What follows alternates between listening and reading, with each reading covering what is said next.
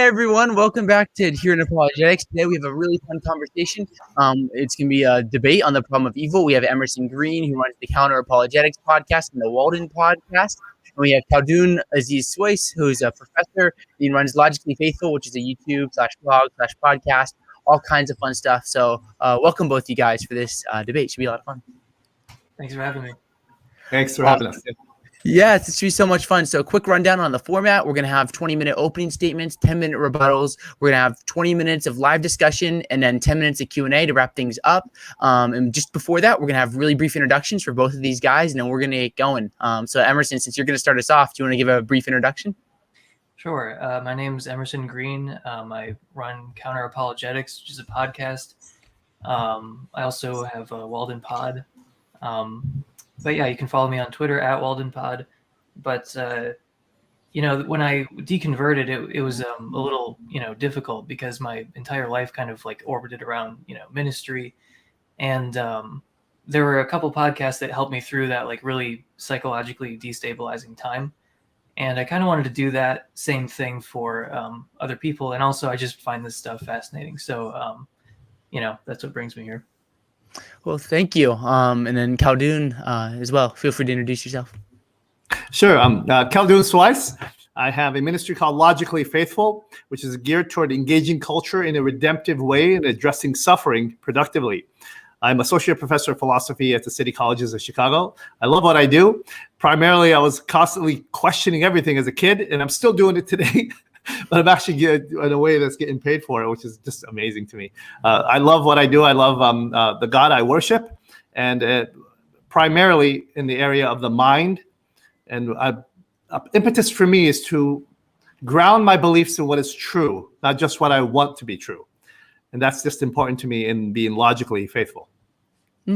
That's exciting, and thank you both again for coming on and be willing to debate this important topic. So with that being said, we're going to turn it over to you, Emerson, and then you'll have 20 minutes to kind of give your opening statement, and then, we'll go from there. So whenever you're ready, I'll start timing. Excellent. All right. Well, thank you for having me on again. I'm looking forward to finally putting this whole problem of evil business to rest once and for all after 2,500 years. My own solution is that my own feeling is that the best solution to the problem of evil is just that God doesn't exist. I'll be arguing that other evidence held equal, God probably doesn't exist, given what we know about the suffering that occurs in our world. Today, I'm not making the case that God's existence is logically incompatible with suffering. Sorry, one second. I wanted to plant that flag for theists who are listening because oh, hang on. I'm sorry. Could we pause for like 1 second? I know this is live. No, you're good. No worries about that. My bad. Just one second.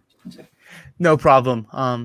So we'll just take a second here and take a delay here. But Khaldoun, what are you thinking? Are you ready to destroy this atheist? Obviously joking because Emerson's great. That's great. No. The point of debates is sometimes people think is to destroy or wipe out the other person or your opponent. But a lot of times in discussions like these, it's important to bring about questions that other people are asking, people who are on the fence, so to speak, people who are not sure what they believe and why they believe it, and others who are sometimes going through a very difficult time. I mean, some people are just on the edge of suicide. Others have lost loved ones.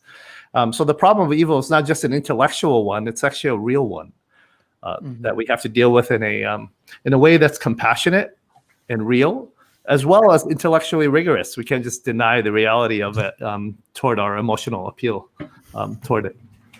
Definitely. So sorry about that. You're all good, Emerson. I'll resume the timer whenever you're ready. But if you still need a moment, just let us know. No, so sorry about that. Okay. So I just wanted to plant the flag for theists, starting off that I'm arguing that other evidence held equal, God probably doesn't exist given facts about suffering in our world. So you could actually even agree with me at the end of this debate. You could think I'm correct about everything I'm going to say and remain a theist. Your work would be cut out for you, obviously. But I just wanted to say that to hopefully get some people to lower their guard a little bit because, there's a tendency to be kind of overly black and white about the other side and to think that, if you're really a Christian, you might feel pressure to like disagree with every little thing I say, but that's not true. You could even agree with me at the end of this and still be a theist.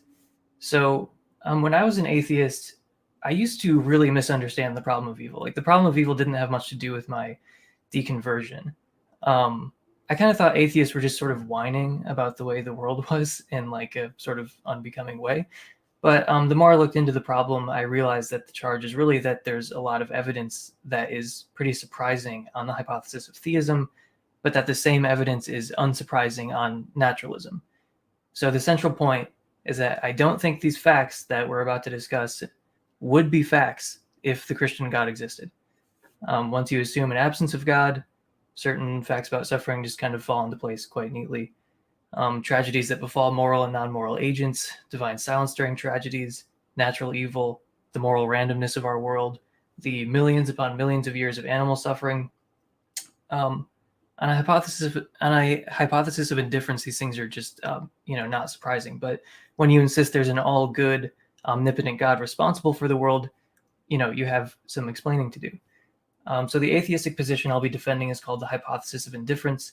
My claim is that certain facts about suffering, while compatible with theism, constitute strong evidence against the existence of God and in favor of indifference. So I'm going to offer 3 lines of evidence that support my claim that facts about the kinds, degree, and distribution of suffering are not best predicted by the hypothesis that there's an all-loving, all-powerful God designing it. Or in other words, with respect to evil, the world looks about as we'd expect it to look if God did not exist. Okay, so my first line of evidence is the biological role of pain and pleasure.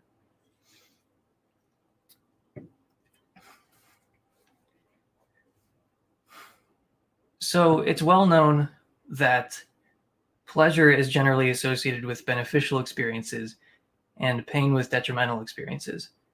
Starvation, suffocation, dehydration, sleep deprivation, burns, wounds, and so on are correlated with pain, while having sex, filling a hungry stomach, sleep, rest after fatigue are correlated with, pleasure.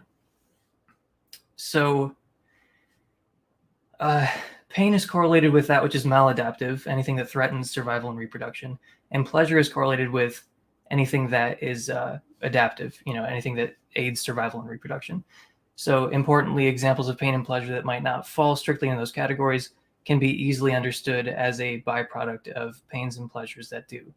And this is true of all or nearly all of the suffering and pleasures in our world, not just of the human world, but that of non-human animals as well. Okay, so pain and pleasure are systematically correlated with evolutionary goals. In other words, survival and reproduction. But that is to say that they're not correlated with moral goals. There's no moral rhyme or reason to the distribution of suffering. Pain and pleasure are not systematically correlated with rewarding good and punishing evil, spiritual growth, not with moral or intellectual development, not with human fulfillment, survival and reproduction. So if naturalism is true, the amoral distribution of pain and pleasure determined by natural selection is not surprising in the least. If theism is true, God would not produce suffering or allow suffering without a morally justifying reason for doing so. He's a good God, after all, so if there's suffering in creation, he must have a reason. If we suppose that such reasons exist, that means that they just so happen to coincide with the predictions of evolutionary biology. The odds of that are pretty slim. Like maybe they'd occasionally line up, but most of the time. So this isn't an argument about evil in kind or degree, but the conditions under which evil occurs. If evil is instrumental, if it's for bringing about certain moral ends, then we should expect the distribution of evil to indicate its instrumentality. So I think it's pretty obvious that natural selection is an utterly amoral force, and that pain and pleasure are correlated with adaptation and byproducts of adaptation. But to concede that point is to say that the distribution of pain and pleasure in our world is not organized according to moral principles. In other words, the distribution of pain and pleasure in our world is morally random, but God wouldn't create a morally random world. If he's good, he wouldn't create or allow suffering without some justifying moral reason. This doesn't appear to be the case, but if we assume that it is for the sake of argument, if we suppose such reasons exist, then you have to believe that God's moral reasoning regarding the distribution of pain and pleasure coincidentally lines up with the predictions of evolutionary biology. And to quote Jeff Lauder, that's a huge coincidence that naturalism doesn't need. So my second line of evidence is gratuitous suffering. Gratuitous suffering is evil that occurs for no reason. According to William Rowe, an instance of suffering is gratuitous if an omnipotent, omniscient being could have prevented it without losing some greater good or permitting some evil that's equally bad or worse. In other words, pointless suffering. If God is good, he wouldn't allow terrible evil to occur unless he had a reason. So, yeah, I mean, it seems like an uncontroversial premise that God wouldn't want there to be avoidable, pointless, or unnecessary suffering with respect to the fulfillment of his purposes, and an all-powerful being would be able to prevent such suffering. So no apparent outweighing good comes out of gratuitous evils. And remember, we're not just talking about adult human beings, we're also talking about the gratuitous suffering of non-moral agents as well. So to make it more explicit, we could put it like this. If God exists, gratuitous suffering wouldn't exist. Some gratuitous suffering probably exists. Conclusion, God probably doesn't exist. So I won't spend that much time defending that first premise, since it seems so obvious. Like if God is good, then he wouldn't allow evil for no reason. So if you want to dispute the first premise, we can come back to it later. The second premise, that gratuitous suffering exists, is the one that I'll focus on. So I took this example from events that took place somewhat recently, but it could describe any number of people over the millennia. So an earthquake, a natural evil, topples buildings and traps people under the rubble. And some of them don't die right away, but of dehydration. So there have been children who died alone, trapped under rubble for days, before finally dying of dehydration. And if they had to die, then why not die instantly rather than slowly and agonizingly in fear and in isolation before finally dying? Does that seem necessary to you? It doesn't seem to lead to any greater good. So I'm going to quote Arthur Schopenhauer. An explorer saw an immense field covered entirely with skeletons and took it to be a battlefield. However, they were nothing but skeletons of large turtles, 5 feet long, 3 feet broad, and of equal height. These turtles come this way from the sea in order to lay their eggs, and then are seized on by wild dogs. With their united strength, these dogs lay them on their backs, tear open their lower armor, the small scales of the belly, and devour them alive. But then a tiger often pounces on the dogs. Now all this misery is repeated thousands and thousands of times, year in, year out. For this, then, are these turtles born? For what offense must they suffer this agony? What is the point of this whole scene of horror? End quote. So I bring up animal suffering in particular because non-human animals are not typically considered moral or rational agents. So that makes the problem of gratuitous animal suffering especially appalling, because it seems so much less likely that it would amount to anything greater. Like they can't, learn something or grow from what they go through. For atheists, there's no one with both the power and inclination to prevent gratuitous evils. So this, along with the fact that gratuitous evils will naturally occur unless something intervenes to prevent them, explains why there is gratuitous evil. Theism can't help itself to this explanation, since on theism there does exist a being with both the power and inclination to prevent gratuitous evil. So, for example, atheism in conjunction with plate tectonic theory can explain why devastating earthquakes would occur.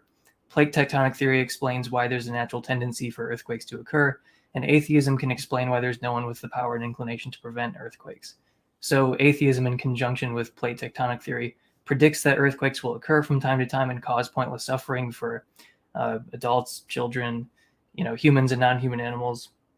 Theists can't help themselves to this explanation, since on theism, there's a being with both the power and inclination to prevent earthquakes and the gratuitous suffering that results.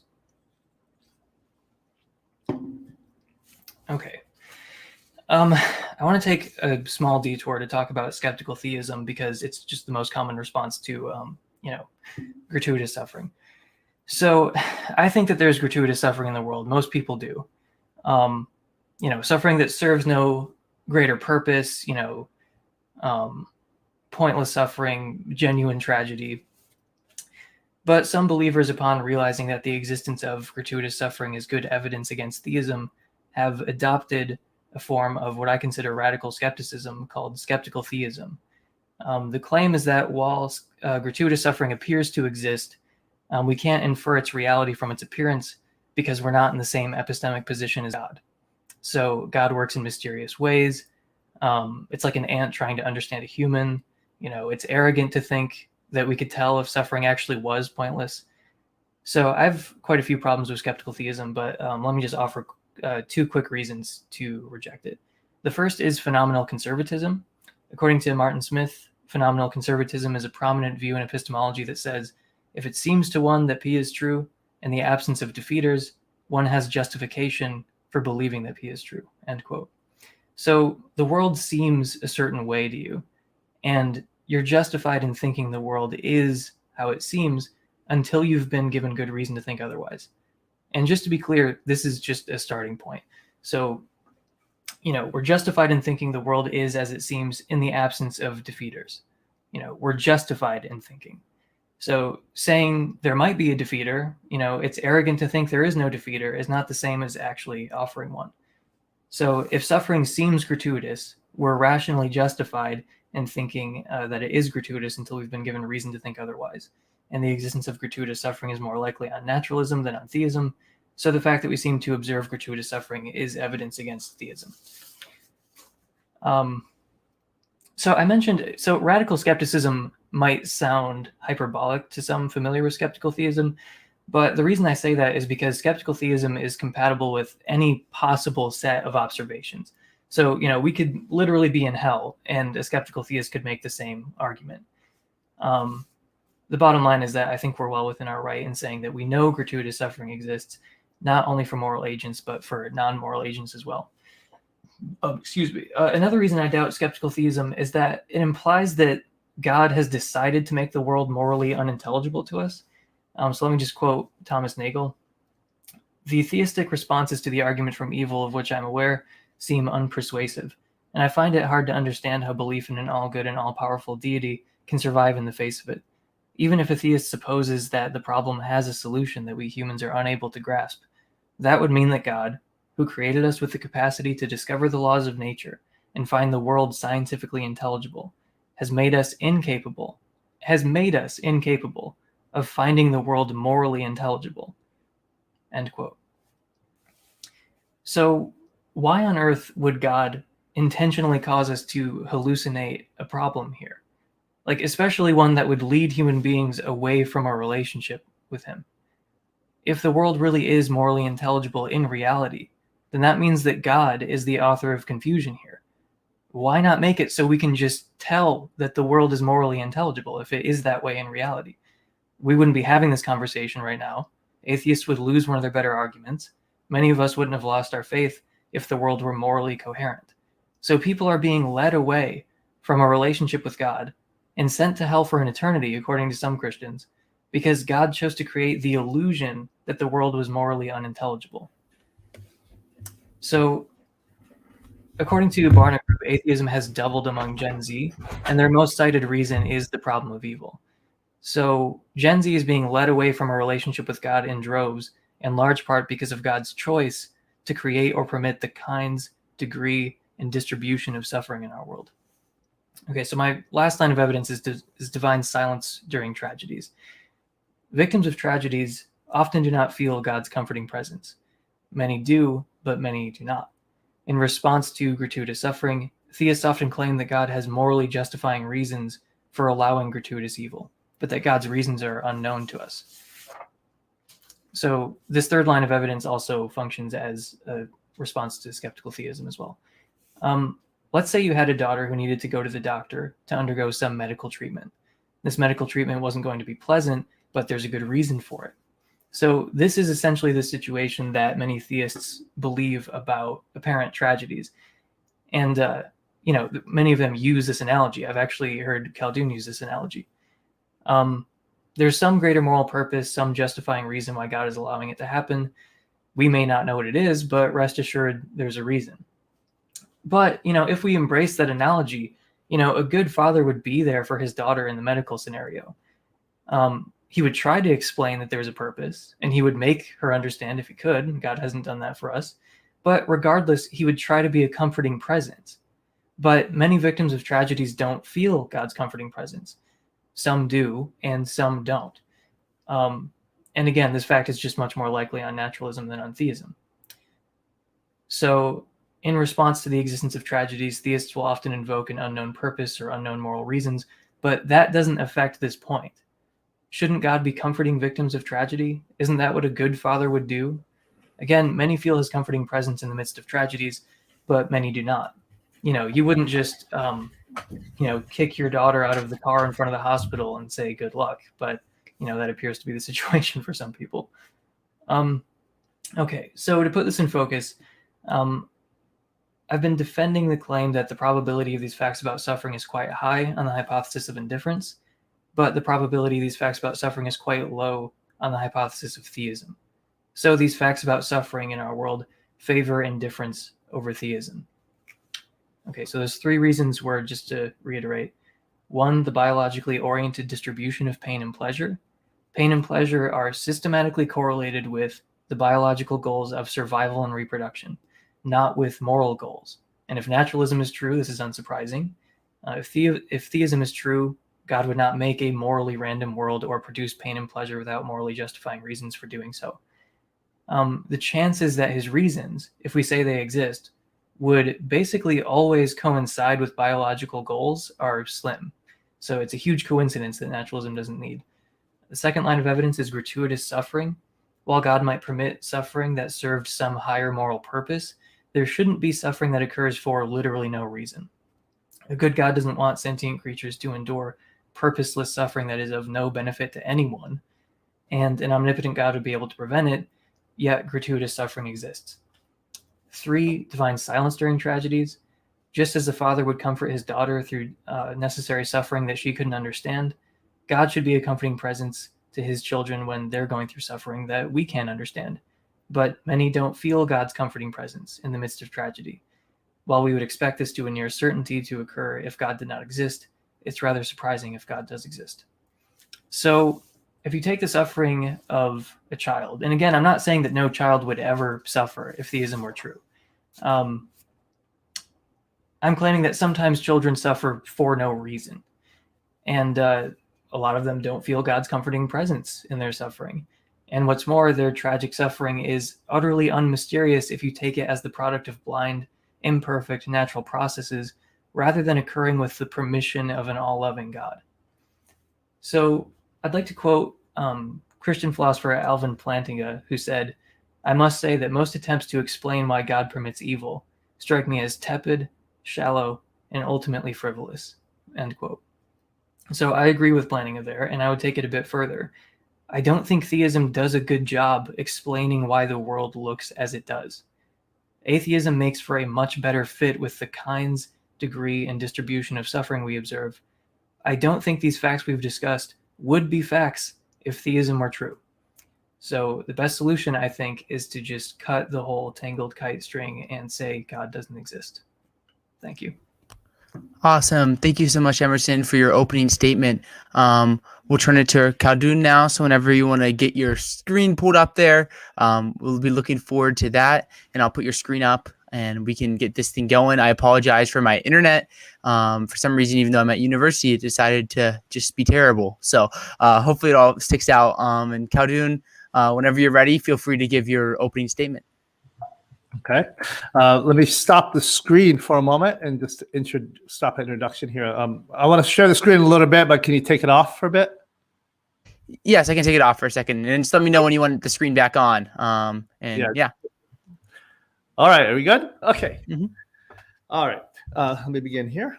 Well, thank you for Emerson for that. I appreciate that. Your comments and your insights there, things to deal with, and hopefully a little bit later we will. On November 20, 2006, my own biological son died. He died in my arms. It was one of the darkest periods of my life. It was a difficult time. It was a time of intellectual, spiritual, psychological depression. I subsequently lost my wife as well through different circumstances. And just going through this, I have been a believer or a believer in God for a number of years before that, but I had subliminally bought into the notion that God is some kind of cosmic sugar daddy or some kind of cosmic jackpot, that if I do good works and I plug them into the machine of God, God is obligated to give me health, wealth, and prosperity. And that's just not the biblical position or the theistic position of God, historically speaking. But I bought into it psychologically. And that's why I suffered through that existentially. And it was a difficult time for me. And I recognize that this is just a micro of what others have gone throughout history, such as the bombings in Syria, the Holocaust, the genocide throughout history, children suffering that Emerson mentioned. So this is a problem that's throughout all history. All people suffer in one way or another. All people do, all groups, all religions, all the ideologies, specifically theists, because we believe God is good, and then how we can reconcile that with the problem of evil. So this is a problem for me that's not just intellectual, but it's also personal. And this is, and what I'll do here in the next few minutes is present or prepare to present or try to present some of the theistic responses to that. At this point, I can start sharing my screen. I have a PowerPoint going up here. Why does God allow suffering and evil is a perpetual problem that theists have struggled with since the beginning. And then it goes into the logical problem of evil. I know Emerson didn't go into it, but I'll do that just for the sake of those who have not had a background in it. So the problem of evil goes like this. It comes from Epicurus, a Greek philosopher, and many others have perpetuated on this. If God is omnibeneficent, all good, then he would defeat evil. If God is omnipotent, all-powerful, he could defeat evil. If God is omniscient, that means all-knowing, then he knows about evil and knows how to defeat it and when. But evil is not defeated. Therefore, no such God exists. That, in a nutshell, is the logical problem of evil. Taking into articulation what many people believe and feel, scholars have been able to put that into words. In order for us to do this properly, we first have to define what we mean by evil. So let me give an attempt here for that. This is from St. Augustine. He said the following: evil is a privation or a corruption that exists in something that was originally good and perfect. Basically, evil is a deviation from the way things ought to be. Evil is a parasite that sucks off the lifeblood of goodness. Evil does not exist on its own as an ontologically real entity. It's more like darkness is the absence of light. Light exists, but darkness only exists when there's less light. So evil is that in that regard as a privation. Although there are some existential and real properties of evil, such as malevolence, torture, and things of that nature that have to be expanded on and not to be denied or ignored on a psychological or a legal perspective. So evil is a privation or just a deviation from the way things ought to be. So what I'll do here is I'll give you 4 points. One is I'll be addressing this in the free will defense. Secondarily, I'll be arguing that atheism is bankrupt against evil. 3, I'll argue that suffering is necessary for a full life. And 4, I'll be using what's called the evidential or butterfly boomerang effect of evil. So allow me some time here, and I'll go ahead and expand on all 4 of these. Free will, atheism being bankrupt, suffering is necessary for a full life, and finally the butterfly or boomerang effect of evil. I take from Tim Keller's work. The logical problem of evil. As stated here, if God is omnibeneficent, he would defeat all evil. He could defeat all evil. He doesn't defeat evil because he knows about it. Therefore, God doesn't exist. Now, this argument here, as you can see, assumes a premise, a hidden premise. That premise is perpetuated by St. Aquinas in his Summa Theologica. He says that since God is the highest good, he would not allow any evil to exist in his works unless his omnipotence and goodness were such as to bring about good even out of evil. This argument assumes or presumes some kind of arrogance or hubris, because it assumes we know the hidden premise of why God does not or cannot stop evil. And furthermore, if this argument is actually logically true, if God is omnipotent and omniscient, then he does and may actually have knowledge for why he allows it. And since he's omnibeneficent, he does allow it only for a good possible reason. And that reason can be such as to bring about greater good out of even the greatest of evil. So I think there's an Achilles heel in the very logical problem of evil itself. And it's been addressed sufficiently throughout philosophical history in the last decade by Alvin Plantinga in his 1974 book, God, Freedom, and Evil, where he argued rigorously, using modal logic and other principles, that God, even though he's omniscient and omnipresent and omnipotent, cannot create good moral beings if these moral beings must, let me repeat that, must follow him and must obey him. Then they would not be good. They would be robotic or androids. So in order for a moral being to be moral, he must have the ability to do evil or go against that which is good. That is speaking of a being who's not perfect, i.e. excluding God himself, of course. When God chooses to create, by definition, whatever he creates is not God, and that being itself would have freedom, and that freedom would be the freedom to choose. It is absolutely necessary for evil to be there if there is love. We want love, therefore we must have some kind of ability not to choose love. Second point, atheism is bankrupt in addressing evil. And this goes back to a lot of the great atheists of history like Jean-Paul Sartre, Friedrich Nietzsche, Bertrand Russell, and others have agreed that atheism itself does not provide an adequate answer to evil in an objective sense. Because if there is no God, no absolute standard to judge everything by, then it is relativistic and skeptical positions run array. There is no way to address the problem of evil in a problem because it also contradicts itself. The atheist judges God as evil, but he uses a standard that's objective to say God is evil, but he denies the very standard from which he uses to object from it. It's like cutting off your own, cutting out your tongue when you're trying to speak because your tongue is the thing that actually speaks for you, or you're cutting off the branch that you're sitting on, the very standards of logic, ethics, the very principles in mathematics presuppose an objective order in the universe, and atheism assumes that and actually robs it from theism in order to justify its own existence, such as the very process of even using logic. Logic itself presupposes some kind of more structure within the very fabric of reality that's logically ordered, and you cannot have that unless you have a logician that put that in place.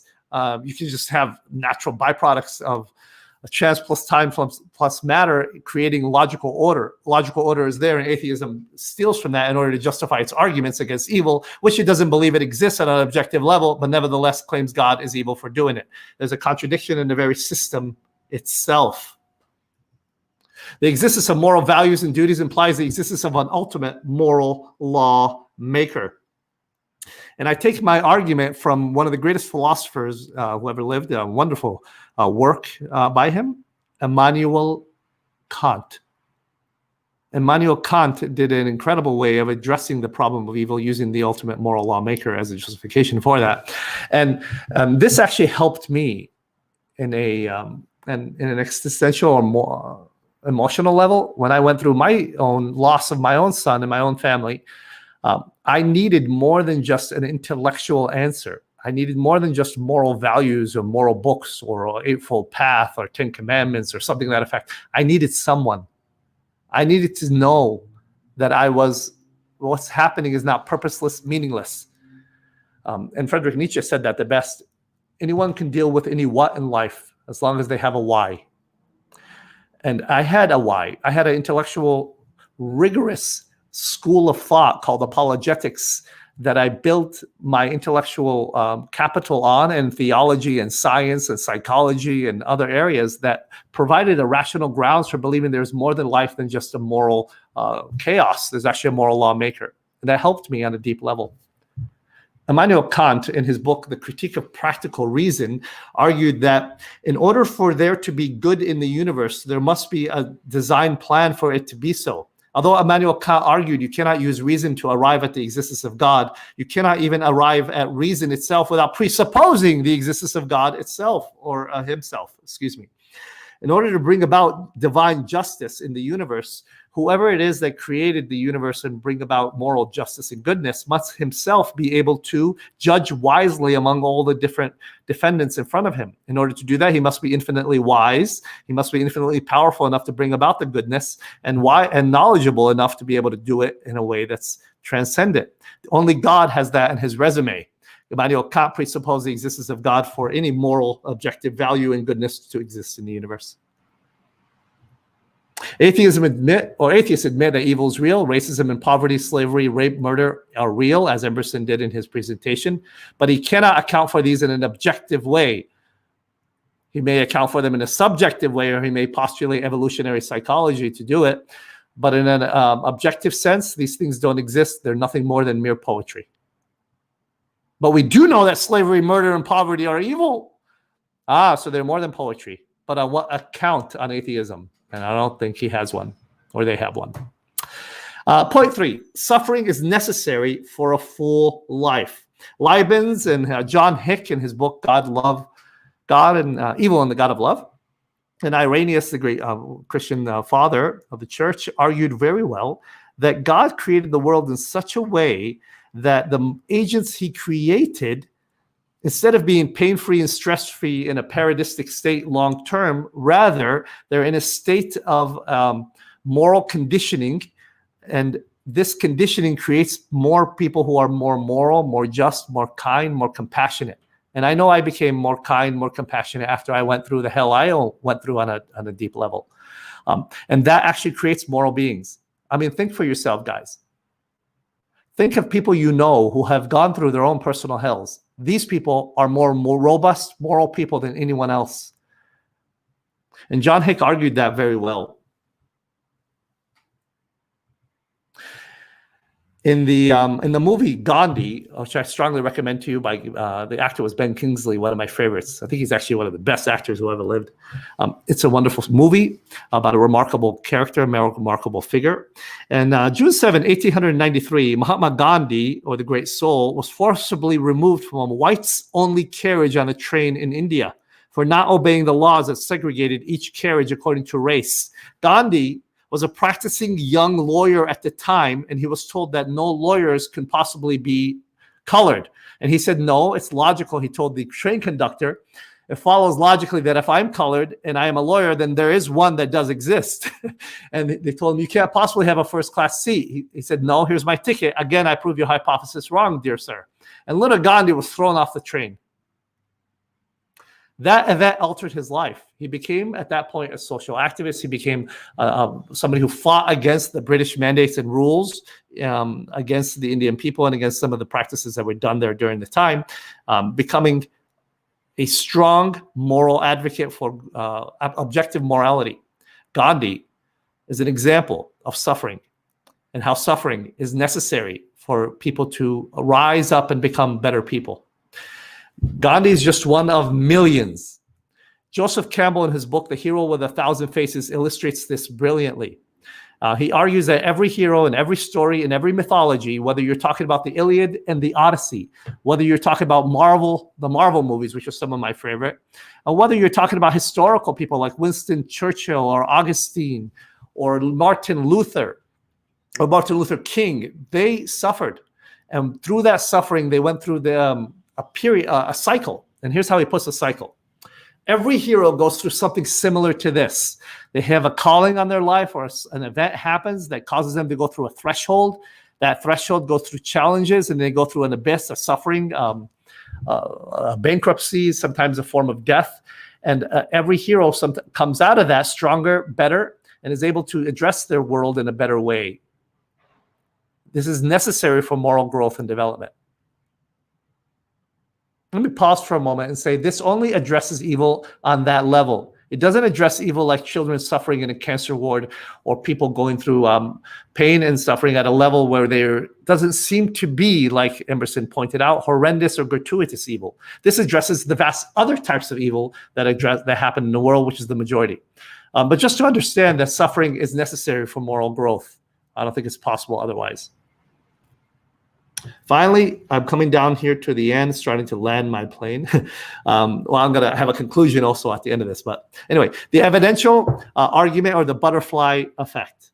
Okay, so the logical argument from evil says that God cannot possibly exist because evil exists. And I've shown that, no, it's possible that God can exist with evil. In the scientific realm of chaos theory, there's something called the butterfly effect, which says that a butterfly's flapping of its wings in China would be magnified through a ripple effect as to determine the path of a hurricane in South Pacific. Yet no one would be able to calculate and predict the actual effects of the butterfly's flight. We cannot know with accuracy the effect of removing certain evils, such as maybe you hitting your thumb on a hammer in the morning that causes you pain, causing you to miss work for about 2 minutes in the morning.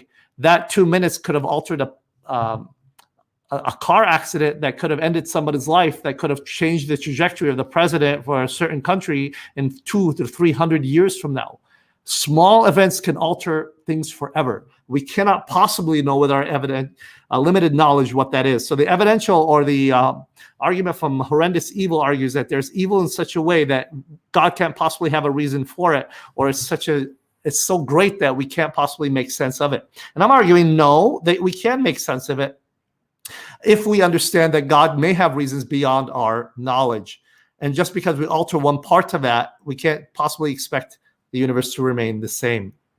Furthermore, there's another part to that. It's called the evidential problem of evil, or the boomerang effect. Basically, it says the following. In being upset with God about evil, as I was really upset that I lost my family, my son.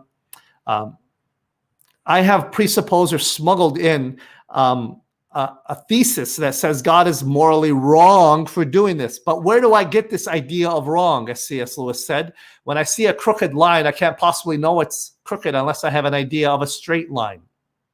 That straight line is an objective standard that Aquinas talked about in his 5 ways. The awareness of moral evil in the world is actually an argument for the existence of God, not against it. Unless we allow the reality to be ultimate reality to be moral, we cannot morally condemn it. We cannot assume morality on which to judge God unless God and his morality exist. If you think there really is such a thing as horrifying wickedness, then you have a powerful argument for the reality of God. But what you end up with is a problem of how do you justify this God in that? You can't even talk about justice without standing inside a theistic framework, or evil without assuming what you're trying to deny. So it comes back on you as a butterfly effect. It says you can't alter one part of it without altering all of it. And the boomerang effect, as soon as you deny evil, the argument comes back upon you to justify why you think denying evil is itself wrong, or why evil is wrong because you're assuming evil when you're denying it at the same time. So evil itself is evidence that there is something good in the universe. We just have to try to trust and try to figure out how that works in our own lives. And I think instead of spending your life trying to figure out the answer to why questions, better to answer what questions. What can I do about the evil in my life or the evil in the world? How has God equipped me best to deal with it? Rather than spending my life trying to figure out why, I could try to figure out what to do with it. Of course, philosophers go back and forth on the why one. And in conclusion, at this point, you may ask me, all right, Sweis, what's the answer to the problem of evil? And I'm sorry to disappoint you, but I don't have a specific answer to all the evils. I don't think anybody would, and I would say be careful of anybody who does. I don't know and understand why God let my son die, why he allows children to suffer and starve every day, why there's high poverty rates at high levels and racism and genetic cleansing and sexual slavery. I don't know. 1 minute. Thank you. We cannot nail God down as if he is a mathematical formula and a complex construction of try to get an answer to God of why he allows evil. But wait a minute, guys. We did nail God down. In the Christian theistic framework, we nailed God down on a cross. And that cross, Jesus of Nazareth, took upon himself the suffering of the life of all humanity as a vicarious suffering for that, and says, because I know you suffer, I can understand how it feels. You can trust me. One day I will come and right all the wrongs that have ever been. When I held my little son's body and he died, I said to him, Enoch, one day I will see you. One day I will walk on streets of gold with you. And the reason I believe that is not because of some kind of poetic utterance, but because I fundamentally believe that Jesus of Nazareth came to the earth as the incarnation of God, suffered, died, and rose from the dead. And because he rose, I believe I will rise too, and I will see my son again as well. And I think that's the hope for all mankind. It gives me the impetus and the reason to be moral and to help others around me to become better, because I believe ultimately good will triumph over evil. Thank you. Well, awesome. Thank you so much, Khaldoun, for your presentation and sharing your screen. Right now, we're going to go to 10-minute rebuttals. So, Emerson, whenever you're ready, I'll start my timer. We'll get going. All right, cool. All right, well, thank you for sharing that. I will. Let me take your 4 points in order. I wrote them down, so I think I got them in order. But you can correct me later if I'm not in the right ordering here. So, brought up the free will defense, and yes, free will is good, but the thing is, free will is only good to an extent. Like we intervene when people abuse their free will. If someone's beating an old couple on the side of the street, we don't say, well, they're exercising their libertarian free will, so I guess I won't intervene. We intervene when people abuse their free will. The second point is that the 3 arguments I made survive the free will defense. Free will doesn't address anything that I mentioned about the biological roles of pain and pleasure. Like that's an argument about the distribution of suffering in our world. So, pain and pleasure are correlated with adaptation.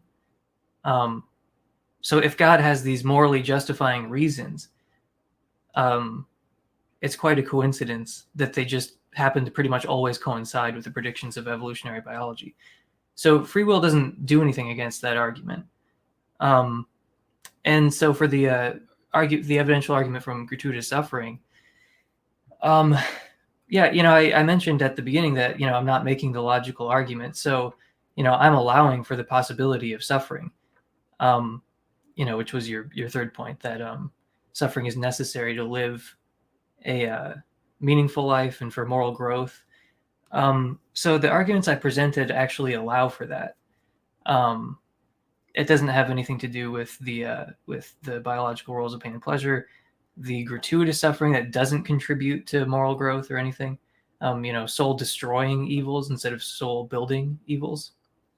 And the last argument about divine silence during tragedies, also, just free will doesn't have anything to say about that.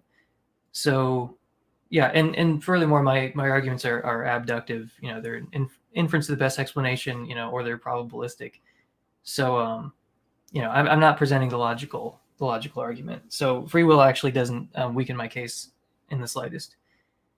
I think your second point was basically the moral argument. You said, if there's a way that things ought to be, then there's a God. Like I have no ability to present the problem of evil unless I'm a theist. Okay, so if I present an argument from evil and you say, well, evil actually proves God because only God can ground concepts like good and evil, that's A, not true, and B, non sequitur. The problem of evil is sort of like, you can think of it like an internal problem for theism. Like I'm stepping into your shoes. Like I'm not a moral nihilist, but I could be, and I could still make this argument. You're telling me that there's a being with the power and the inclination to prevent suffering that serves no higher purpose. And yet that seems to exist. You're telling me the world is not morally random. So I can present an argument from evil without accepting your particular moral theory. So that's why it's just a non sequitur, but it's also just not true that only God can ground concepts like good and evil. We shouldn't make the mistake of conflating moral realism on the one hand and theism. So the idea that there's a fact of the matter about right and wrong, or that morality is real in some important sense, is fully compatible with atheism. And according to Phil Papers, the majority of atheist philosophers are moral realists. And I would also add that even if we grant the existence of objective moral values, it doesn't help because, if the idea that if moral realism is true, then God exists is groundless. It's not true that only God could ground the objectivity of ethics. And, per the Euthyphro dilemma, we have some reason to think that there's no way that God could ground moral truths. So that premise, if moral realism is true, then God exists, is deeply flawed. But so I can present the argument from evil, even if I was a nihilist, which I'm not. It's not true that if you're an atheist, you have to be a moral nihilist. But even if you were, you could still make this argument. Okay, I think your third point was suffering is necessary for moral growth and for a meaningful life. That's definitely true in our world. And the people who write the most eloquently about this are atheists, like Nietzsche, who you quoted. Now, first of all, I'm tempted to point out that, things didn't have to be that way, but I think just to play it safe, I'll just point out that, the three arguments that I laid out, allow for that truth, that suffering is necessary for moral growth. But that doesn't mean that there should be totally unnecessary suffering, which, appears to exist. There appears to be gratuitous suffering. And, it doesn't change the fact that the distribution of suffering in our world appears to be organized by the utterly amoral force of natural selection. And it doesn't change the fact that many don't feel God's comforting presence in the midst of the tragedies that they're going through. Some do, but some don't. So your last point was, basically skeptical theism, the butterfly effect point. So skeptical theism. So here's one reason why skeptical theism bothers me. I already mentioned it, but it's possible it's compatible with any possible set of observations. So no matter what was going on, you could still say, hey, maybe this is going to lead to some kind of greater good. That's why I say it's a form of radical skepticism. It's like the idea that we're in the Matrix, because there's just nothing you could observe that could ever rule that out, which I think is a red flag. Like I said, we could literally be in hell, and the skeptical theist could still make that point, that, we're not in the same epistemic position as God. Maybe this is leading to some kind of greater good. But again, what you're essentially saying here is that the problem of evil, as I'm presenting it, is only an apparent problem. There is a solution to the problem of evil that we can't understand. The thing is, if that's true, then God is the author of confusion here. The world isn't morally intelligible to us because of his choice to make it that way. And the confusion there is multiplied, I think, because, many have lost their faith as a result of the problem of evil. And according to many Christians, are burning in hell over their loss of faith. So if God wants a relationship with us, I'm not sure why he's creating this illusion that the world is morally unintelligible. As I mentioned, atheism has doubled among Gen Z, according to Barna Group, and their most cited reason for their atheism is the problem of evil. I also didn't hear a response to one of the points I mentioned against skeptical theism, which is just phenomenal conservatism. We're justified in thinking that the world is as it seems in the absence of defeaters. Saying that, it's arrogant to think there is no defeater is not the same thing as actually offering a theodicy. Yeah. I guess I don't know how much time I have left, but You have 2 minutes left. 2 minutes. Okay, so I want to bring up one more objection to that whole, butterfly effect point. So I think that leads to a sort of moral paralysis where you've sort of given up your moral intuitions. You've given up your ability to judge whether suffering is gratuitous.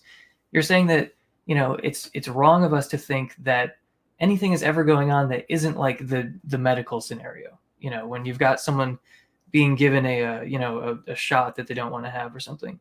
Well, if that's the case, then intervening in suffering, would be as foolish as like leaping in front of a child who's about to get a vaccine because they're afraid of needles or something.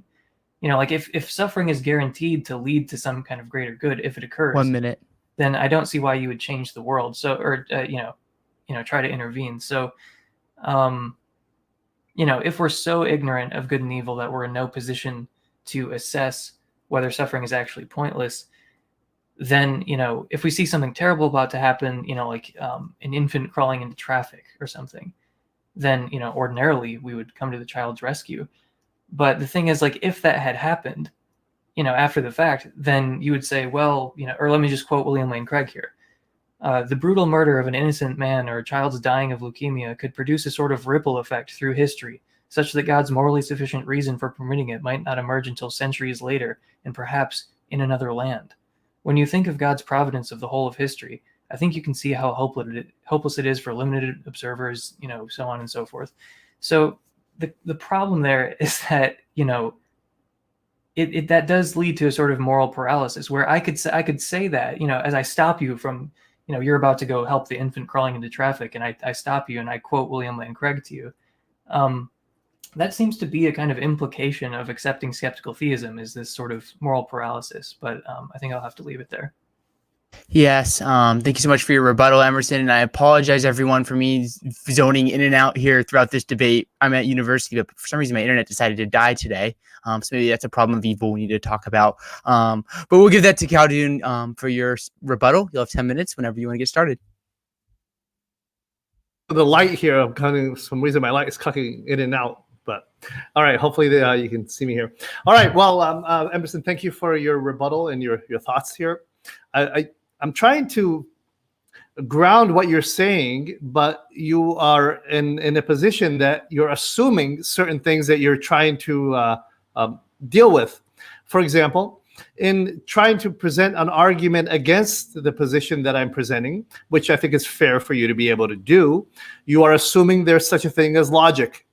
And when you assume there's such a thing as logic, you are assuming by default that the universe is logically ordered or should be ordered in such a way that we can understand it in a chronological fashion that requires a thinking process of critical analysis.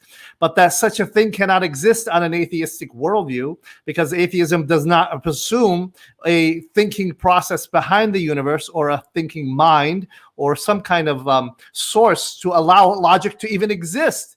But you're using logic in order to judge my logic, which you somehow ground, but you have no ground for it. So that's my first point, and the very presupposition of the very position that you're even arguing for. Secondarily, you're assuming an ethical framework, which you deny at one level. You say you could be a moral nihilist and do that. I just don't see how you could do that. On an objective level, on a subjective level, you can. Furthermore, the issue you brought up on the jumping in front of a child to save him from oncoming traffic, of course, makes sense. You want to do that. And this is a struggle for many of us in the theistic framework to try to make sense of that, and I grant you that. It is a problem. Theists don't have an answer on a specific level of why specific instances of evil happen, such as rape, murder, child trafficking, and things of that nature that happen on a daily basis, or the cancer wards that are full of children. We don't have specific answers, neither do we even assume that there are. But we have a general answers that help deal with the question, and that's where I'm trying to address it. I don't have a specific reason why God allowed my little boy to die and suffer, and my family to go through what it did. But that doesn't mean I don't have a general perspective that gives me a framework for understanding that and gives me purpose and meaning through it. So your arguments that you present seem to be dealing with specific instances of evil, which you're claiming theists should have an answer for. I don't think any of us even presume to even have an answer to those. And I struggle with it myself, just FYI. I don't know what those are, but I know generally, and that helps me. Pascal said this one point, and I thought it was important to indicate that. Pascal indicated that there is enough light in the world and enough light in the cosmos and enough light in our knowledge and our understanding for those of us who truly seek the truth to be able to find it, and enough darkness for those of us who don't want to embrace that as well. I think there's something to be said about that. Confirmation bias is huge. If I really believe God is there and exists, and when I pray and suddenly there's an answer to prayer, I can automatically assume God healed my son or my mom or whatever it was, right? Even though God may not have done it. Although I'll need independent evidence to show that it actually was God that did it, or some kind of spiritual reality that did it in that regard. So I think the same can be said about atheism or skepticism. When you don't want to believe something or you have a presupposition against it, it's easy to find faults in it and try to find ways around it. So with that said, we'll go on. The free will defense. Yes, I see you. Your arguments don't specifically deal with that one, and I see you're well read about it, so I commend you on that. The free will issue is not one that you brought up and dealt with, so I'll kind of move beyond it. You talked about the role, the biological distribution of pain and pleasure seemed to be in line with more evolutionary hypothesis or a naturalistic one than a theistic one. I find that interesting, maybe in a naturalistic perspective toward the animal kingdom. But if you look at the world of men, the history of mankind, the history of Rome, Babylon, Russia, United States, Prussia, the Middle East, what you find is an interesting correlation. not a disjunction between those who do vile and evil and wickedness and crush their fellow man, especially the minority groups. Sooner or later, there's a uprising or a rising against, like the apartheid in South Africa, for that nature example, where people rise up against evil at a systemic level and start to slowly change that. Although it may take generations, it may take time, but there is a correlation between constantly doing evil to your fellow man and having that come back upon you. So I can't constantly live a life of a mafia hitman, for example, and expect to be safe from other hitmen who may be hired to take me out because I have knowledge, etc. I think sooner or later, once you start violating the moral law and the moral order, sooner or later the moral order comes down crashing upon you. I think there's a reason for that, and there's a presupposition for that because there's a moral lawgiver who made it that way. So I think there is a correlation between what is evil and morally good and the distribution of it in the human kingdom, that is, not necessarily in the animal kingdom per se. I'll see if I can fix my light pattern here if I can, but maybe we'll do that a little bit. You talked about moral realism and moral theism. Let's see, morality is real. You say you do grant that. You mentioned the Euthyphro dilemma. Many people don't know what that is, and I don't know if I have enough time to get into it. But basically, it's saying that you can't really hold that God and morality are equal because God can easily have arbitrarily made what is good evil and what is evil good. At what level do we judge that? We need an independent standard of even God to judge it. I think that's a criticism that is just, and I think it holds water. I think it's a problem.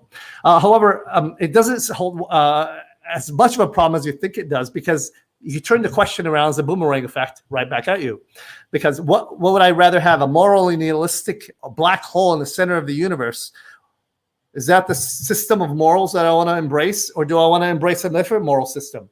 And at the end of the day, I have to weigh out the external evidence, such as the design argument, the ontological argument, the cosmological argument, the design, the intricacies of the consciousness of availability of our lifehood, of understanding what's beyond our life, that's beyond ourselves as a transcendent perspective, leads us to believe that there's more to life than just the natural world. So I think external arguments can justify a theistic framework rather than an atheistic one in that regard. And the standard for morality would have to be at some kind of final cause or final desk or the supreme court of the universe. If there isn't one, then it does go back and forth to some kind of relativism. You talked about there have people who died slowly in earthquakes, and that breaks my heart. And that is a problem for theism, it is. But let me emphasize this point, and I think it needs to be hammered home. The humanitarian work of the Christian church in specific has done more good for the human race than any other institution and all the others combined.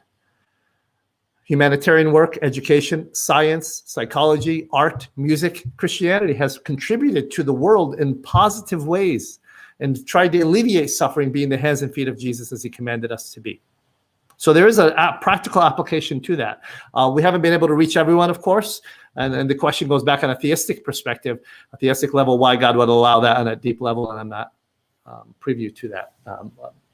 I have to, at this point, plead ignorance.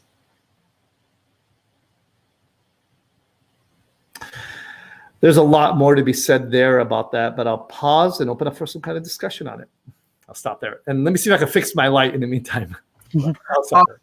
Awesome. Thank you. So what we are going to do now, we're going to fix it. Is we're going to go to about 20 minutes of live discussion here.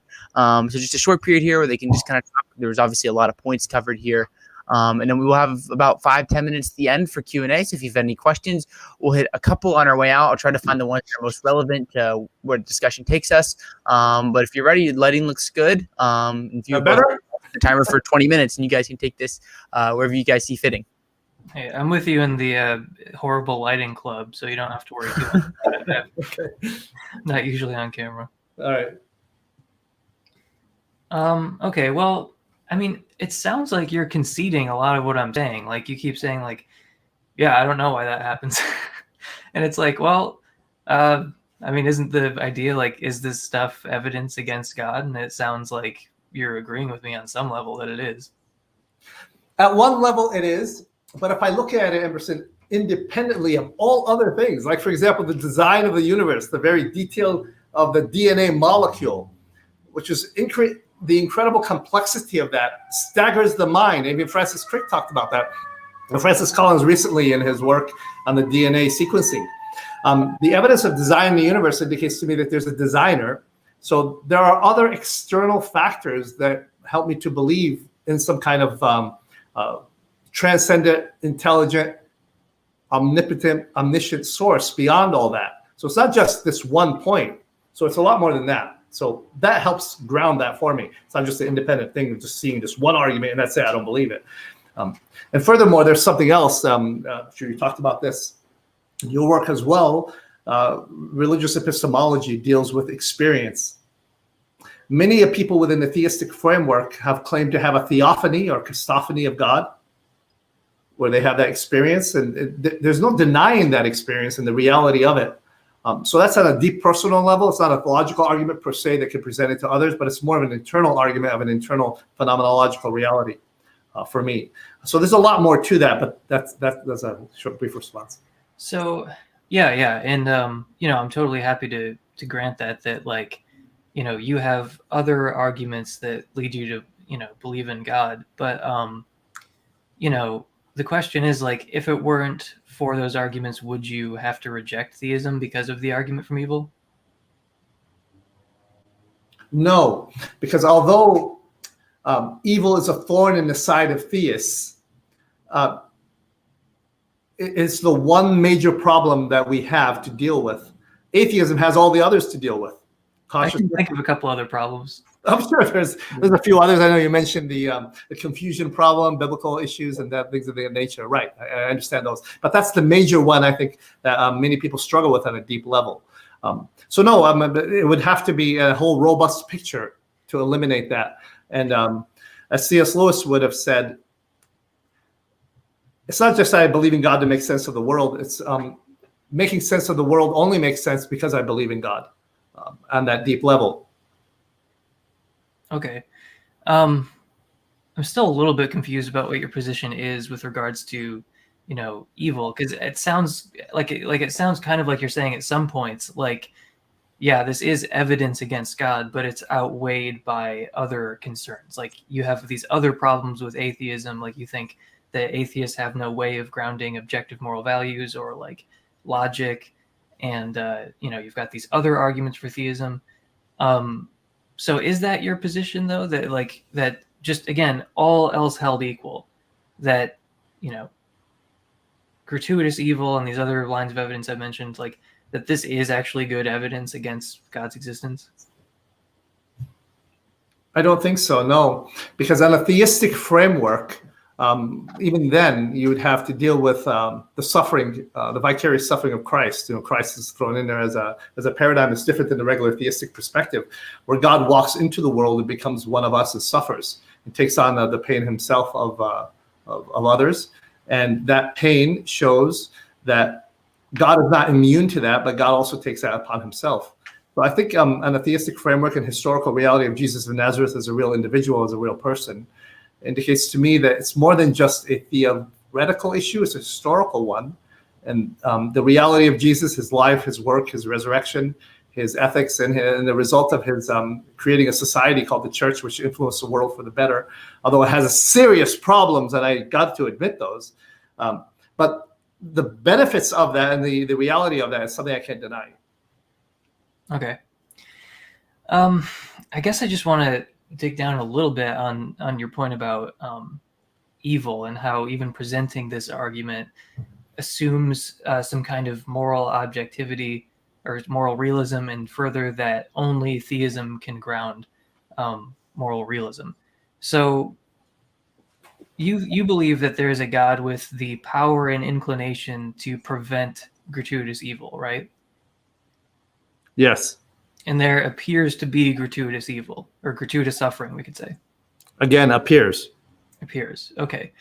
So, yeah, I mean, that is that's kind of the argument that's being made. You don't have to take any position on moral realism to point out that there's like a sort of internal problem here with saying that on the one hand gratuitous suffering appears to exist, and on the other hand there's this being with the power and inclination to get rid of that thing. You don't have to be a moral realist to present that argument.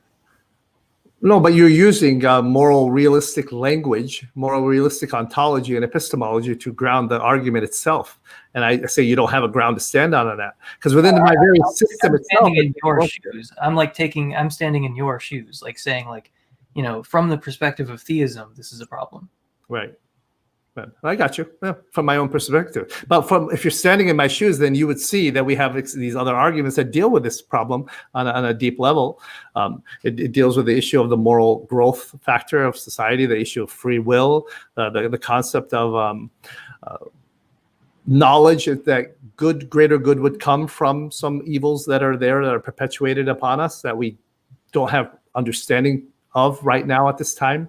The life and death and resurrection of Christ as a way to deal with suffering in a deep level that we can take upon ourselves and help others to do that with. So within my own framework, if you were to ground yourself in that framework, then you would grasp that part. If I may turn the question around on you here, Emerson, let me ask you, how on your own worldview, I know you used to come from a family or a believing family, and you think you have a great relationship with your family. Is that right? You have it. That's great.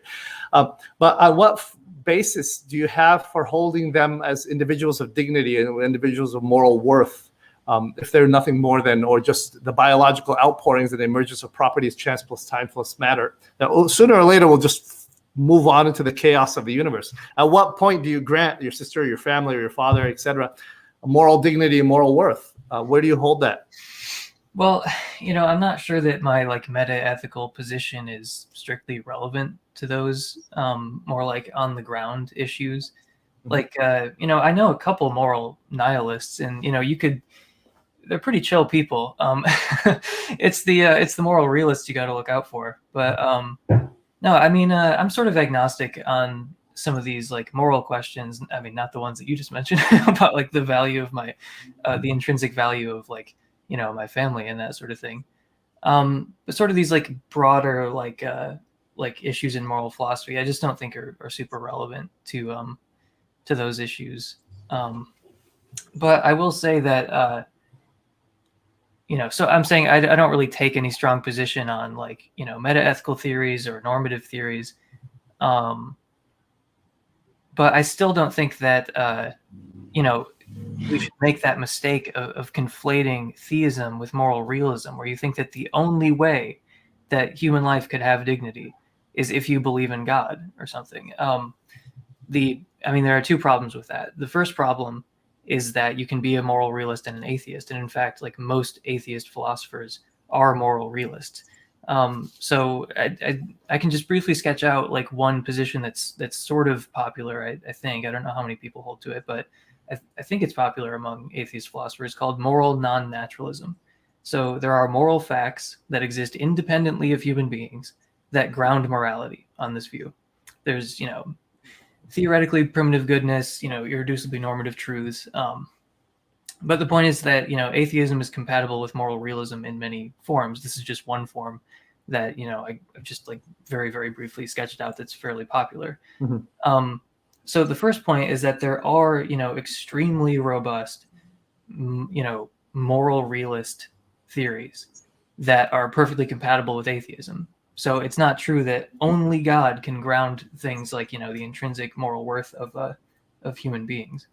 But the second point that I mentioned was, you know, the Euthyphro dilemma. So like, even if we grant that, you know, morality is real and objective in some sense, as most atheists do, it doesn't help, because it's groundless to think that only God could, that God could ground the, you know, it's not so straightforward as like, okay, I believe in God, so there's no more problems.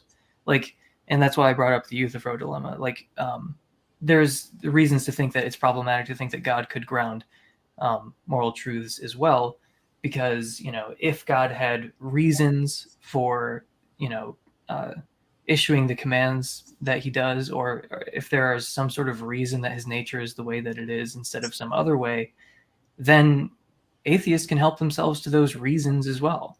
And if there aren't reasons, then it's just totally arbitrary.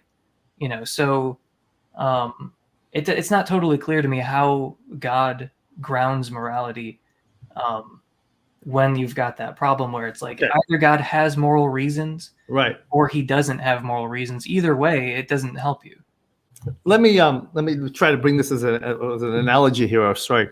The old one is told of a group of scientists who gathered together to try to make another being or make another life form from nothing. Ex nihilo is the term, and they say, God, we really don't need you. We would like to create our own form of life. And of course, the scientist begins to pick up the dirt to start the process, and God says, stop. Use your own dirt. But I want use your own structures, use your own gravity, you're borrowing so much from theism to even ground your position. So you don't think there would be a concept of good and evil? There wouldn't be like morality is 100% dependent on theism. It does not come from human beings, on your view. No. I'm not saying that morality, theoretically speaking, cannot be grounded in something beyond theism. I think it can be like the Platonic sense of a good. There's also one in pantheism as well. That's theoretically possible. I have to grant that as a philosopher. I have to grant that that's possible. However, I think the best explanation for a moral system is to assume a moral law, is to assume persons, and that is grounded in a personage, and that personage would have to be theistic rather than pantheistic or atheistic. So that's why I say it's better. I think it's grounded better in theistic framework, or specifically a Christian framework, in my perspective. But it is theoretically possible to have a Platonic set of moral laws, like in Taoistic philosophy, or modern terms, Star Wars type of force, right? Good and evil in the universe. But even these assume some kind of moral system where good is punished, rewarded, and bad is punished. Even then, we assume it when we do that.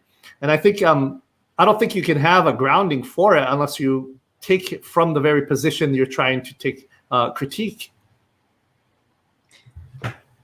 So it is possible to ground morality outside God, or it isn't?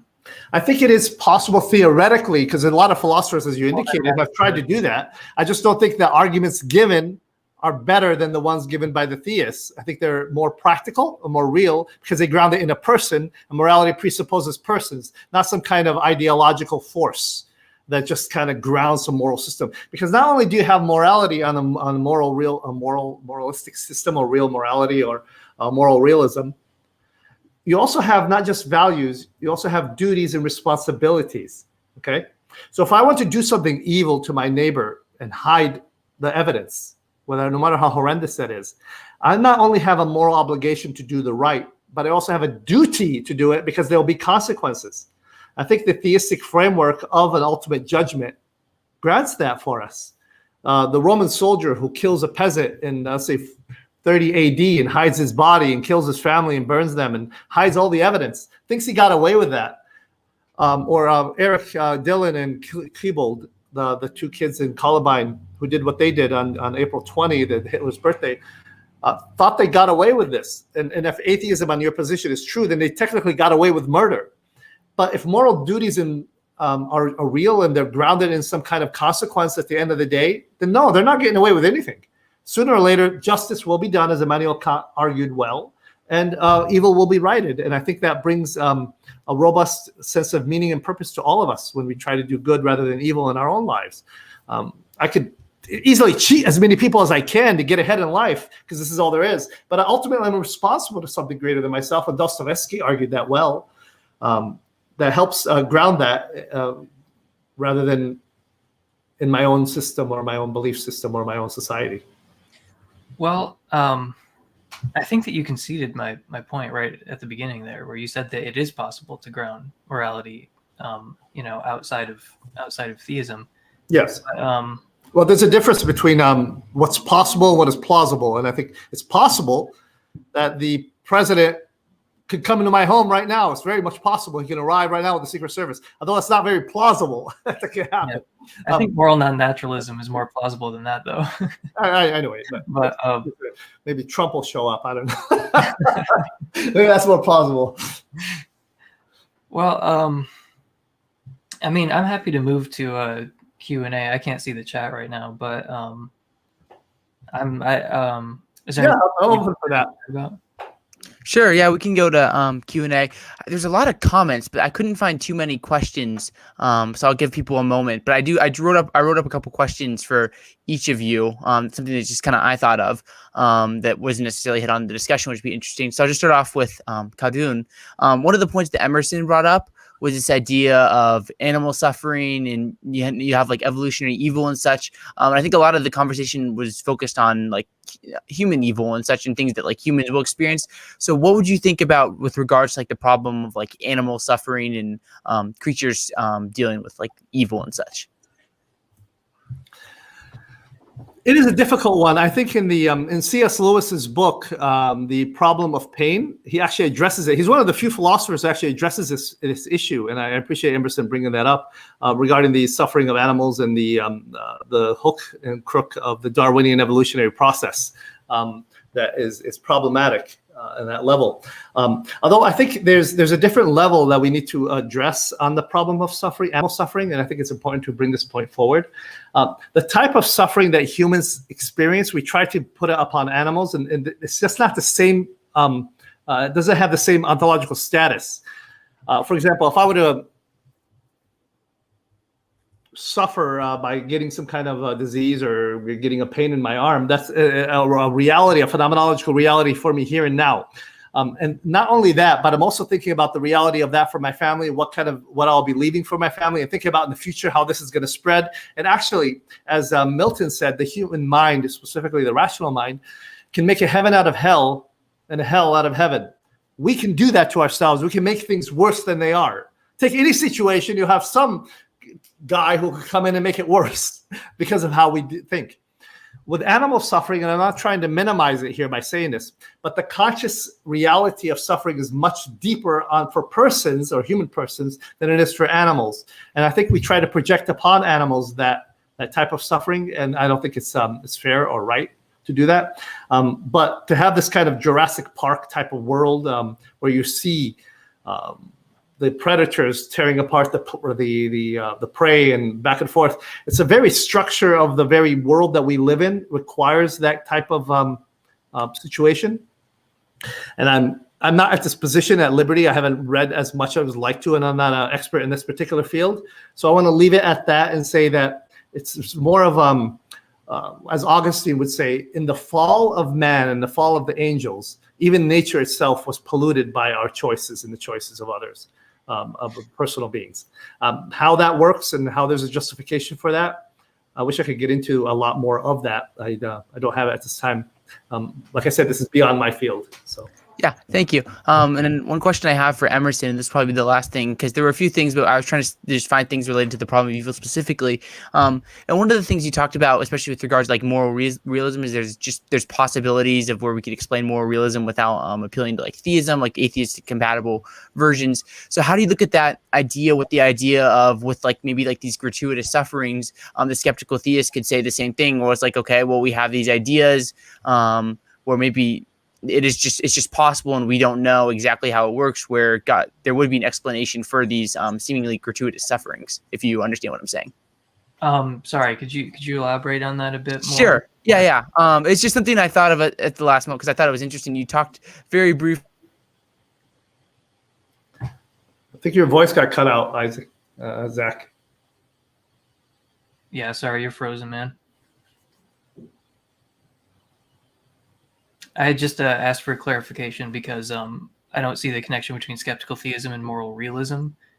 But man, Zach is still frozen for me. Okay, so actually, I wanted to, while Zach's internet connection gets straightened out, I sort of dodged your question earlier. I didn't mean to about I find value in like my friends and family and stuff. Yeah, I think they're conscious creatures who are capable of, suffering and flourishing. And I think that's where our moral concerns ultimately sort of terminate. So that also applies to a lesser degree with animals, where you're right. Like, non-human animals don't have the same inner lives as human beings. But I think it's pretty obvious that they're conscious and that they can feel pain and suffering. But obviously, I'm more concerned with human suffering than I am with, cow suffering. More concerned with cow suffering than I am with, I don't know, insect suffering or something. Yeah, I mean, it is a problem for theism, because you've got these non-moral, non-rational agents that there's just seemingly very little possibility of growth or soul building from this suffering. And when you really try to contemplate the weight of the just millions and millions of years of evolutionary history of animals like starving and tearing each other apart, and just the horrors involved with the last few 100 million years, like it's really hard to understand how that would be allowed. And it's like just pointing out that, like, well, they're they don't have the same, they can't suffer in the same way that humans suffer, it doesn't get rid of the problem. But Alex O'Connor, Cosmic Skeptic, had a video about the problem of animal suffering, right, just released a few hours ago, actually. Yeah, and I watched it. It's excellent. Highly recommend it for people who want to hear more about the problem of animal suffering. But yeah, it's a really serious problem. Many of the ordinary responses to arguments from evil, don't really work, and it seems like it's a problem that hasn't been taken that seriously. Like, he was playing clips of William Lane Craig, who was just like being really flippant about it and like really not taking it seriously. So it's nice to see that that's starting to turn around a little bit, and apologists are starting to actually take this problem as seriously as it deserves, because it's a pretty powerful formulation of the argument from evil, I think. Awesome. I'm back now. I'm keeping my camera off just because my internet is being so wacky. I apologize to both of you for this. We're right about the 90-minute mark. So do you guys want to start to wrap things up here? Is there anything that you didn't get to touch on that you want to bring up quickly before we wrap up here? I just want to mention really quickly, I didn't get your question, Zach, but just the whole conversation about moral realism is just sort of a non sequitur to the argument from evil debate. I just wanted to replant that flag. But I didn't really hear many responses to the 3 lines of evidence that I appealed to about the biologically oriented distribution of pain and pleasure, gratuitous suffering, and divine silence during tragedies. We talked a lot about skeptical theism in regards to the gratuitous suffering. I mean, I've already said what I have to say about that, but I haven't heard why I shouldn't take evidence or evil to be, strong evidence against the existence of God. Well, thank you. And then Khaldoun, do you have any kind of last thoughts you want to bring up here before we go away for the day? Yeah, let me wrap this up. I think I tried to address some of the things that Emerson brought up. The silence of God is not necessarily something that's a problem for many, because many people have experienced God's comfort through suffering. And sometimes the teacher, let me say this as those who are actually suffering right now, a lot of times the teacher is silent during a test. And we only see the results of that afterwards. For example, when I went through my trial and my pain or my suffering or my hiddenness of God's situation, I only was able to see the goodness and the reality of God, and the truth of the deep meaning of love, the deep meaning of goodness, the deep meaning of life. After the storm was I able to see that. And sometimes we have to go through that storm, that suffering, to be able to see some of the goodness and the reality of that. And sometimes that will only be available afterwards, in the afterlife. And that is only assumed on theism, not on atheism. There is no hope for atheism. Atheism does not supply a grounding and a hope and a meaning and a purpose for life, especially when all hell breaks loose in your life. What reason do I continue to live instead of just jumping off the nearest cliff? That is, not that there is one in Chicago. I think we'll find another reason for it, another way to do it. But that's not the point. The point is there a reason for me to continue living beyond this life? And I think one more day, one more reason to continue to live is that my family is there. My community may be there for me. And ultimately, there's a God who loves me, who has a purpose and meaning and grounding for my life that's beyond me. And that gives me hope and meaning and purpose. I think that's important there. Over the silence of God is not always really silence. Just because I think something's silent doesn't mean it is. The issue of animal suffering, we already addressed that a little bit. Of course, there's so much more to say about that one. the distribution of evil and goodness in the world. As I mentioned to you, if you look at human history, you will see that those who constantly violated the moral law had the moral law ultimately violate them and their communities and their cities. I think it does come back upon us heavily when we break God's moral law in a natural perspective and natural order. Sooner or later, it comes down to break us. And John Locke argued that. Even Thomas Hobbes argued that in the atheistic perspective. So all of them seem to grant that there's a moral reality out there, and the more we break that moral reality, the more it comes back to haunt us. And finally, I want to grant it in the or land it in a something from Viktor Frankl. Frankl was in the concentration camps, and he said that when he was suffering and going through the difficulty that he went through, he said the following. He said, and Viktor Frankl was a survivor of the Holocaust, which was evil. And it's only evil in an objective sense. If there's an objective moral law, I think that makes that so in a moral, realistic perspective. A thought transfixed me for the first time in my life. I saw the truth as it set into song by so many poets, proclaimed as a final wisdom of so many thinkers. The truth that love is the ultimate and highest goal to which man can inspire or aspire. He said, I understand how a man has nothing left in this world may still know bliss, be it only for a brief moment in the contemplation of his beloved. In a position of utter desolation, when a man cannot express himself in a positive action, when his only achievement may consist in enduring the sufferings in the right and honorable way, in a way that's a position a man can, through loving contemplation of an image he carries of his beloved, find achievement. And he says this, for the first time in my life, I was able to understand the meaning of the words. The angels are lost in the perpetual contemplation of an infinite glory. And that infinite glory gives me hope and purpose in my own life. And I hope that people can find that in their own when they consider evil and suffering independently of God and of Christ. You end up with a world that's even worse. But if you ground it in some kind of theistic framework, that ultimately all evil will be dealt with and justice will be addressed. I think that gives me hope. And by the way, I just want to thank Emerson for his time and his robust analysis. It's challenged me in many ways. And I do want to express that gratitude to you, Emerson. And thank you so much for coming on. I encourage everyone listening. There's links down below for both Emerson and Khaldoun. You can follow them. They're both producing great content in different directions. So thank you so much. Hey, sorry, I actually did have a really brief closing statement, if you don't. Oh, I'm so sorry. Yeah, I did not mean to skip out on you on that. Feel free to share that. Yeah. Yeah, thanks. So I think that with respect to evil, the world looks about as we'd expect it to look if God didn't exist. The facts about suffering in our world are not best predicted by the hypothesis that there's an all-loving, all-powerful God designing it.